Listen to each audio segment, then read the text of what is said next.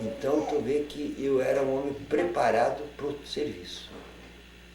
E aí, estudando música 2 anos, 48 e 49, com o professor Valdomiro Torres do Vale, e em 50 chegou o CAF. O primeiro professor é o professor Valdomiro Torres do Vale. Torres do Vale, que era caxiense também. Da Caxias. Era, não sei se onde é que era, mas radicado em Caxias. E depois chegou o professor Caffi, que não era brasileiro. Era italiano. Chegando lá, falava português, coisa mais bonita de se ver. E o professor Caffi, sozinho em Caxias, então ele não tinha família, não tinha amigos. Onde é que ele ia? Para casa do meu pai, lá em Caxias. Ia tomar café da tarde lá com a Juvelina. Minha mãe tratava muito bem dele. E aquela história que o Fioravante ele falou lá com o professor Caffi, que o senhor chegou, subiu a escada, ficou com medo de bater na porta e voltou. Essa história é minha. E é verdade. Essa é verdade. Eu fui estudar com o Caffi, fui achar ele, onde é que ele estava parando, no tal de Hotel Brasil. Tinha 4 andares, tudo de madeira. Tudo madeira. Subi tudo aquelas. Quando cheguei lá no último andar, estava aquele homem com aquela orquestra, aquela gaita sozinho, estudando. Dando um quarto lá. E eu vi tudo aquilo que aquele homem estava fazendo. Eu digo, não, eu não vou fazer isso aí nunca. Não tem condições. Voltou? Voltei. Aí eu voltei, desci o primeiro degrau e sentei no assoalho. Fiquei escutando ele. Bem como está no DVD, viu? Sim. Quando ele parou de tocar, assim que eu vi que ele parou, me deu um entusiasmo, eu vou voltar. Levantei ali, subi aquele degrau e fui pé por pé até na porta do quarto dele. E eu fiquei com medo de bater. Eu bati com a unha assim, rapaz. Bem. Ele ouviu. Eu vi que ele se movimentou e veio para da porta assim. Eu dei 2 passos para trás e fiquei frio ali. Como se eu fosse uma coisa, um aquecimento, eu fiquei frio, gelado. Ele abriu a porta e me olhou assim. Bom dia! Ele falava assim, bom dia! Você quer ser meu aluno? Quero! Então você é o meu primeiro aluno, e me abraçou, rapaz. Me abraçou, abraçado mesmo. Meu primeiro aluno. Você vê que coisa mais abençoada, né? Como Deus prepara tudo, meu filho. Deus prepara tudo. E me grudei no CAF, estudei 5 anos com o CAF. E aí, ele me liberou, Zoneide, pode sair com o CAF pelo Brasil lá fora. No Brasil ninguém pega o Adelar. E chegamos lá no Rio de Janeiro, meu filho, e fui tocando para aqueles bichão lá que passaram a me conhecer. O próprio Luiz Gonzaga era meu fã, dizia pro Neide o Luiz Gonzaga, como esse menino toca bonito. Ninguém toca bonito igual esse menino. O maestro Chiquinho, que era o maior acordeonista que tinha no Rio de Janeiro, o maestro Chiquinho, disse para o Neide assim, nunca vi uma mão direita igual desse teu irmão. Nunca vi. Nunca vi uma mão direita igual desse teu irmão. E aqueles gaiteiros em geral ali, tudo se pasmaram. Um dia chegou um cara para mim assim, disse, tu é o bom da gaita, do acordeão? Lá é acordeão lá. Tu é o bom do acordeão, também toca o hino nacional. Sim, senhor. Aí o cara, para, por amor de Deus, e saiu correndo. Mas rimos tanto. Eu tocava tudo. O cara me ensinou a tocar tudo. Que coisa, né? O senhor conheceu gente importante lá, o senhor conheceu o Sivuca, né? O Sivuca é meu íntimo amigo. O Sivuca era daqueles que de dia no sol não enxergava. Ele tinha um zoinho bem azulzinho, bem apertadinho. Ele era negro, branco, sabe? Tinha o cabelo caratuí, que nem do negro, e era tudo amarelo. E a mulher dele só deixava sair com amigos mesmo. Então, eu e o Neide ia lá buscar ele e levava para a nossa pensão para ele passar os domingos conosco lá. Porque nós passamos a tocar na Rádio Tupi do Rio de Janeiro e ele era contratado da Tupi. E nós ia trocar nos programas dele. Era tudo de dia, isso lá. É tudo com auditórias, todas as rádios tinham auditório. E o Sivuca, nós levava ele lá para a nossa pensão, para almoçar conosco, lá, e passar o domingo lá tocando gaita, mas ele se divertia. E o que ele queria é que eu e o Neide tocasse tangos para ele, porque aquilo era uma coisa que ele não conhecia. Nós tocávamos aqueles tangos argentinos. Ele disse que não existia nada mais lindo do que aquilo que nós tocávamos. E tocar bonito é uma coisa, tocar difícil é outra. Sim. Porque o difícil bonito é difícil. O difícil feio está cheio de difícil feio. E nós tocávamos o difícil bonito. Né? Aqueles tangos, aquelas variações de tango, aquilo ali. E aquele estilão, aquele estilo que nós criamos aqui, ouvindo as rádios da Argentina. As rádios da Argentina eram mais fortes aqui no Rio Grande do Sul do que as do Rio de Janeiro. Estava longe lá, não? Lá estava muito mais longe. Nós criamos no estilão do tango argentino e da milonga argentina. Que as milongas. Eu fazia um gaitaço em cima daquilo e o Neide fazia a nota principal. Nós não tinha quem nos ganhasse. O aplauso era nosso sempre. Estava no auge, né? A idade, enfim, tudo. A idade e tudo. É a época que todo mundo gostava de música, né? Não existia televisão, não tinha nada, né? Era um rádio. Todo mundo gostava era de música. Músico, tu era músico, tu era o dono do campo. Era um artista. Então, eu passei por essa época aí, uma época muito linda, viu? E lá no Rio de Janeiro, em 4 meses, desde o dia que nós chegamos, em 4 meses, nós dominamos a crítica, os jornais e notícias de rádio, que só tinha o rádio. Os irmãos Bertucci, do Rio Grande do Sul. Quem diria, né? Todos os shows maiores lá, os irmãos Bertucci estavam presentes. Nós chegamos lá na primeira semana de abril, na primeira semana de agosto entramos no estúdio de gravação para gravar o primeiro ali. Abril de 54? Abril de 54 não? Abril de 55. 55. 54 foi quando a morte do Getúlio Vargas. Nós chegamos lá em 55. Antes de fazer um ano da morte do Getúlio Vargas. E lá nós fomos trabalhar na churrascaria gaúcha. E naquele ano de 55, tinha um violonista do Rio Grande do Sul, o Tacílio Amaral. Esse cara era um feroz no violão. E tinha um tal de Garoto de Ouro, Vicente Ribeiro, de São Borja. Esse homem trovava e cantava de improviso. Esse homem começava a fazer versos, eu fazia um Mi menor para ele, assim, e ele começava a cantar versos e falar no Getúlio Vargas, chorava a plateia inteira. A inspiração que esse homem tinha. Eu me lembro assim, dá vontade de chorar, o que esse homem fazia, cantando, e eu na gaita ali, acompanhando ele, eu e o Neide.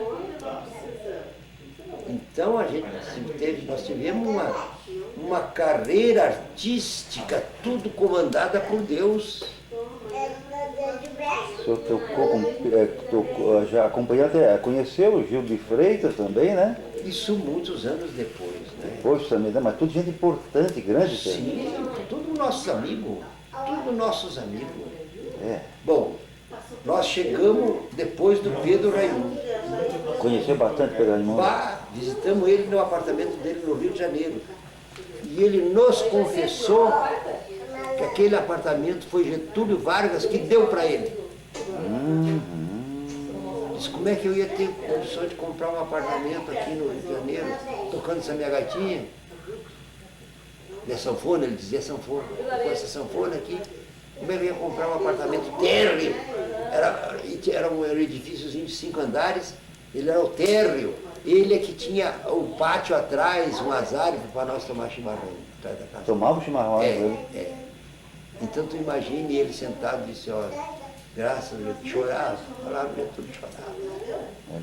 Mas nunca tiveram a oportunidade de acompanhar ele em alguma música, nada, não? Eu acompanhei ele depois, não, acompanhar ele, pessoal. Assim, Em algum mas show. junto com ele, Um show, alguma coisa? eu fiz shows aqui no município de Lages. Com ele aqui. Tempo dos Cobras do Teclado, junto com Itajaíba Matana, nós fizemos um fim de semana, sexta, sábado, domingo, 3 dias, tocando com ele, ali que eu fiquei conhecendo a sabedoria daquele homem no palco, como agradar no palco.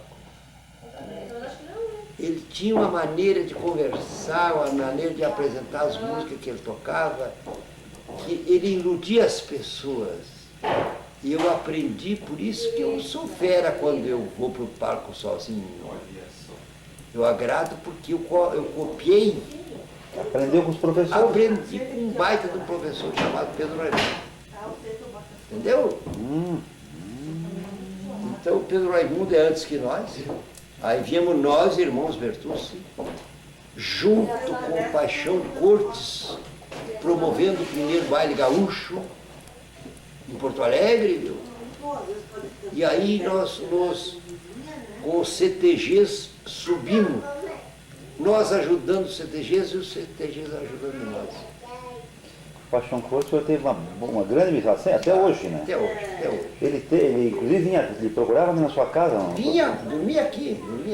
E você saía procurar o que? Gado, história? O que procurava aqui? Nós procurava origens dos ritmos gauchescos. Saíam junto? Saímos junto para esses fundos aí, achar aqueles velhos antigos e conversar com eles. Paixão tinha um gravadorzinho, gravava tudo que conversava naquele tempo. Gravava tudo.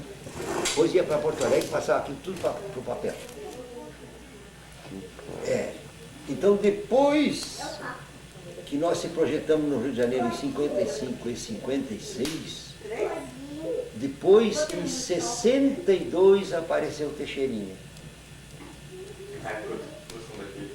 O senhor pode contar uma coisa? Como o senhor conheceu o Teixeirinha, alguma coisa assim, não? Teixeirinha primeiro pelo rádio, porque naquele tempo já tinha as rádios, tinha rádio em Passo Fundo, tinha rádio em outras rádios pelo Rio Grande afora, né? E conheci primeiro no disco, depois que fui conhecer o Teixeirinha.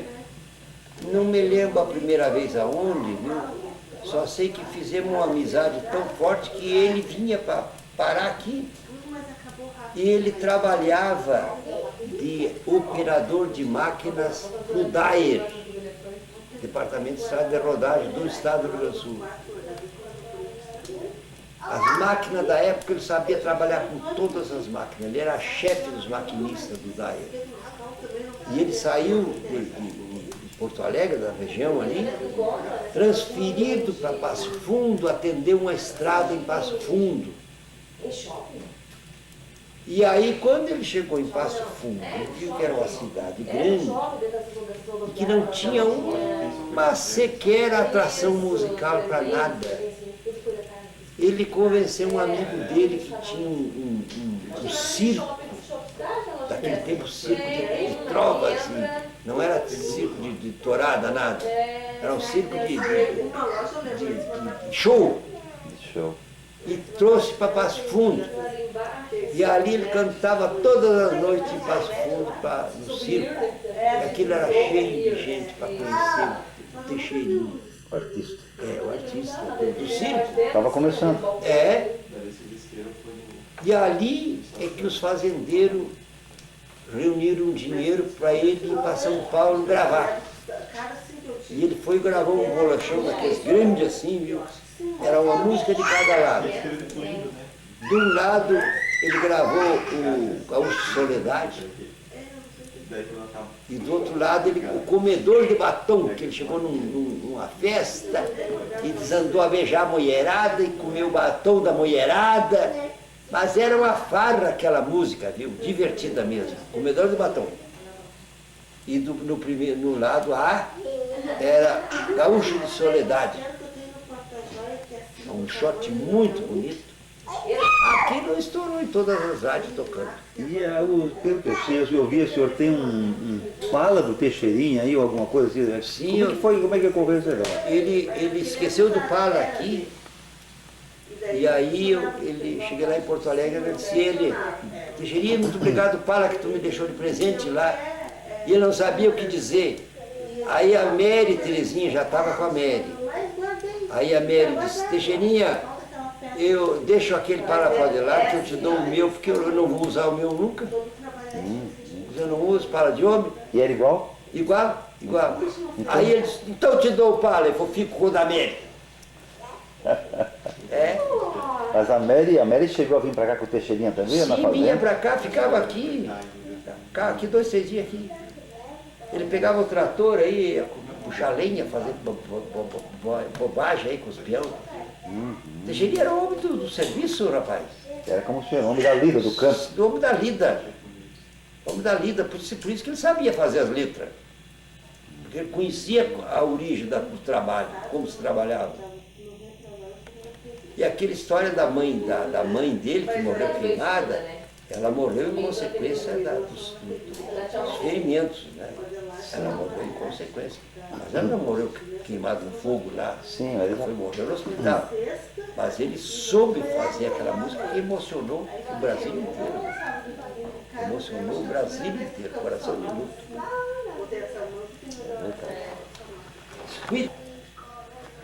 7h30, hora do café.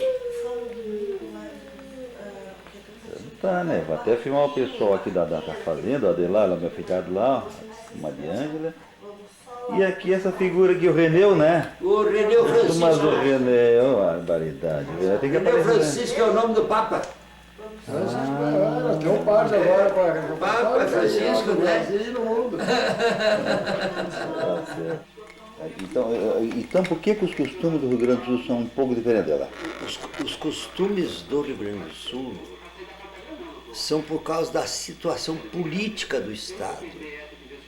É o mais sul, é o que fazia as divisas diretas com os países comandados pela Espanha. E a Espanha queria nos tomar, porque segundo o Tratado de Tordesilhas, aqui seria da Espanha. E consequentemente, por volta de 1800, o escritor francês Saint-Hilaire disse que o Rio Grande do Sul precisava tirar a mocidade das armas e passar para os ofícios e para a lavoura, o gado, trabalhar e não ficar armado esperando uma guerra. Então nós temos os nossos costumes militarizados. O meu bisavô veio para a Guerra do Paraguai. Ele veio da onde, dela? Da Bahia. Bahia. Tá. Ele era paranaense da tribo dos Parnanguaras, que foi para a Bahia, porque naquele tempo era tudo pelo mar. E ele veio com o exército da Bahia. E como ele era importante dentro do exército da Bahia, ele era alferes da Brigada da Bahia. E veio lutar na Guerra do Paraguai. E quando terminou a Guerra do Paraguai, a política imposta pelo governo português de que quem mora é dono, eles passaram a fazer uso disso aí. E o Dom Pedro II deu um decreto em Uruguaiana, ao vivo, para o comandante das armas do Rio Grande do Sul, que documentasse uma cismaria completa de terra para cada soldado de outro estado que quisesse ficar morando no Rio Grande do Sul. Por quê? Para povoar o Rio Grande do Sul. Entendeu? Quanto mais gente, mais soldado. Então, dado esse termo aí, o meu bisavô, por ser... O nome dele é Alférez? Não, era Alférez da Brigada da Bahia. Ele se chamava Antônio José Siqueira. Antônio José Siqueira. Antônio José Siqueira. É aquela foto. Ele ganhou 2 cismarias. Que dá quantos anos? Que medida é? Na época, uma quadra de terra era 86 hectares. E uma cismaria completa era 10 vezes mais. Uma cismaria era 860 hectares. Então o que é que aconteceu? Meu bisavô, ele pegou aqui, ele pegou uma cismaria no refugiado na Vacaria. Ele pegou outra cismaria aqui onde hoje é a Criúva. Mas não lá na Criúva, lá na vila. Aqui na beirada do rio das Antas. Ele pegou uma imensidão de terra, sabe por quê? Porque para lá não tinha vizinho, para cá não tinha vizinho, para lá não tinha vizinho. Então ele foi pegando tudo que ele pôde. Ele pegou uma imensidão de terra. Até hoje eu tenho um pedaço do meu bisavô, das terras do meu bisavô. Até hoje eu tenho. A fazenda do Paulinho Siqueira é toda naquela área. Do bisavô. E todas aquelas fazendas que tem daqui, rumo ao sol nascente, aqui, é tudo dentro daquela cismaria. Tem tataranetos do velho Siqueira, estão aí, pelas estradas aí, e moram em terreno próprio. Claro que o senhor tem uma parte que era do seu bisavô. Sim, senhor. Mas as outras partes todas foram adquiridas pelo Fioravante. O Fioravante foi adquirido fora da cismaria. Claro. Porque essa parte que foi adquirida pelo meu pai não foi pelo meu pai, foi as heranças da minha mãe. Que minha mãe teve a herança da mãe dela e depois a herança do pai dela. Por isso que nós tínhamos uma fazenda grande. Entendeu? Que depois foi dividido entre os filhos, né? Tá, então, outra coisa. Os costumes. O velho Antônio José Siqueira era daqueles que era espadachim, era lutador de capoeira e peleou na Guerra do Paraguai. Então era um homem educado e austero. E criou os filhos tudo naquele sistema dele. Pai manda, filho obedece. O meu avô criou os filhos no mesmo sistema. A minha mãe era a filha mais velha do meu avô. E a minha mãe se criou junto com o pai, trabalhando na mangueira, no queijo, fazendo queijo e trabalhando na lida pesada. A minha mãe ajudou a domar cavalo. E ela nos criou nós assim com o dedo assim, ó. E dizia para nós, homem tem que ter vergonha na cara, respeito e palavra. Só 3 itens. Vergonha na cara, respeito e palavra. Veja só, nós fomos criados nesse regime. Eu já sou bisneto daquele que impôs esse tipo de regime. E eu falo isso para os meus filhos. O homem tem que ter vergonha na cara, respeito e palavra. E é onde chegamos no regime, nos costumes do Rio Grande, né? É os costumes do Rio Grande, a herança militar. Saint-Hilaire disse, na sua crônica, seus scripts, que o Rio Grande do Sul precisava pensar na mocidade aprendendo ofícios e não cuidando de guerra. Agora, claro, tudo bem. Agora, o senhor fala do Fioravante Bertuccio, né, da Juvelina. Tem uma curiosidade, não tem nada a ver com os costumes, né, mas é uma curiosidade. Ele gravou algumas músicas com o senhor em alguns LP, Sim. né, com a sua flauta. E o senhor não podia contar, ele foi ao Rio de Janeiro, como é que foi para fazer essas gravações, como é que foi? Quando eu formei